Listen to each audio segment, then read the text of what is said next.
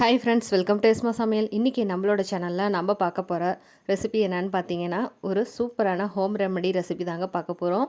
வரப்போகிற வெயில் காலத்தை நம்ம டீஹைட்ரேஷன்லேருந்து தப்பிக்கிறதுக்காக சில ரெமடிஸை எடுத்துப்போம். அதில் ரொம்பவே முக்கியமான ரெமெடி தான் இன்றைக்கி நம்ம பார்க்க போகிறோம். வீட்டில் இருக்கக்கூடிய பொருளை வச்சு ரொம்ப சிம்பிளாக டக்குன்னு செய்யக்கூடிய ரெசிபி. இதை பார்க்குறதுக்கு முன்னாடி நீங்கள் இது வரைக்கும் நம்மளோட சேனலை சப்ஸ்கிரைப் பண்ணலைன்னா ப்ளீஸ் சப்ஸ்கிரைப் பண்ணிக்கோங்க. அப்படியே பக்கத்தில் இருக்க பெல் ஐக்கானையும் கிளிக் பண்ணிவிட்டு ஆளுங்கிற ஆப்ஷனையும் தட்டி விட்டிங்கன்னா நம்ம போடக்கூடிய எல்லா வீடியோஸுமே உங்களுக்கு உடனுக்குடனே நோட்டிஃபிகேஷனாக வரும். சரி, வாங்க வீடியோக்குள்ளே போய் நம்ம என்னென்ன தேவைன்றதை பார்த்துட்டு வந்துடலாம். முதல்ல ஒரு 150 கிராம் அளவு நான் கெட்டி தயிரை எடுத்து வச்சுருக்கேங்க. ரொம்ப புளிப்பு இல்லாத தயிராக, புது தயிராக பார்த்து எடுத்துக்கோங்க.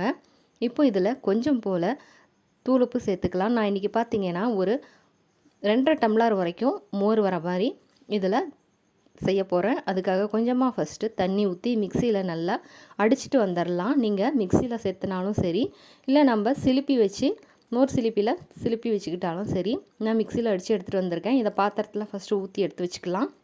இதுக்கப்புறமா நமக்கு எந்த அளவுக்கு தண்ணி தேவையோ அந்த அளவுக்கு எடுத்துக்கலாம். இப்போது நம்ம இன்னும் கொஞ்சம் தண்ணி சேர்த்தாச்சு. இந்த அளவுக்கு நல்லா திக்னஸ் இருக்குது. நம்மளோட நீர்மோர் இப்போ ரெடி ஆகிடுச்சு. இதில் கூட நம்ம இன்னும் கொஞ்சம் பொருள் சேர்க்க போகிறோம். ஒரு 5-6 சின்ன வெங்காயத்தையும், ஒரு சின்ன துண்டு இஞ்சி, ஒரு 8லேருந்து 9 இலை வரைக்கும் புதினா எடுத்துக்கலாங்க. 3யும் சேர்த்துட்டு நல்லா இடிக்கல்லில் மைய அரைச்சி எடுத்துகிட்டு வந்துடலாம். ஓரளவுக்கு மஞ்சள் போதும், ரொம்ப இதுதான் மைய வேணாம், சாஃப்டாக. இதை இப்போ மோரில் நல்லா கலந்துக்கலாம். இதெல்லாம் நம்ம சேர்த்துட்டு செய்யும்போது மோர் நல்லா டேஸ்ட்டாகவும் இருக்கும், நல்ல ஜீரணமாகவும் இருக்கும். இப்போது பார்த்திங்கன்னா நம்ம இதை கலந்துட்டு வந்தாச்சு. இது கூட இன்னும் ஒரு 2 பொருள் சேர்த்த போகிறோம். ஆஞ்சி வச்ச கொத்தமல்லி தலையை கொஞ்சம் கொஞ்சமாக சின்ன சின்னதாக அறுத்து வச்சுருக்கேன். கூடவே பச்சை மிளகாயை துண்டு துண்டாக விதைகள் நீக்கிட்டு அறுத்து வச்சுருக்கேன். 2யும் இது கூட சேர்த்துக்கலாம். பச்சை மிளகாய் எதுக்குன்னு பார்த்தீங்கன்னா, ஒரு ஃப்ளேவருக்காக மட்டும்தாங்க நம்ம சேர்த்துறோம், காரத்துக்காக இல்லை. நீங்கள் வேணான்னா ஸ்கிப் பண்ணிக்கலாம். நானும் இது கூட விதையெல்லாம் எடுத்துகிட்டு தான் சேர்த்துருக்கேன். கூடவே கொஞ்சமாக கொத்தமல்லி தலையை சேர்த்துருக்கோம். இது எல்லாத்தையும் நம்ம சேர்த்துனதுக்கு அப்புறமா நல்லா மிக்ஸ் பண்ணி வச்சுருங்க.